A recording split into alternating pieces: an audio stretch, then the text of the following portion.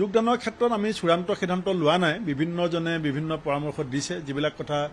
বাতৰি কাকতত ওলাইছে যে সব মানুহক লোৱাৰ ক্ষেত্ৰত দলৰ অসন্তুষ্টি আছে কাৰণ দলক প্ৰয়োজনীয় সময়ত পিছফালৰ পৰা যিসকলে আঘাত দিলে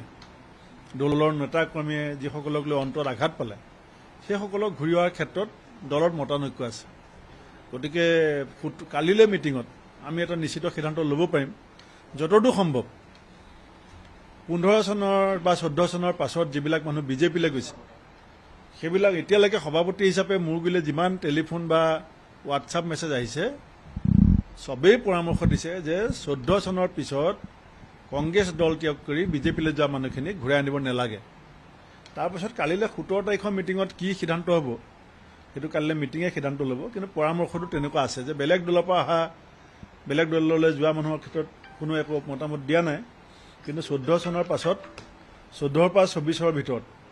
যিসকল বিজেপিলৈ গৈছে সেইসকলে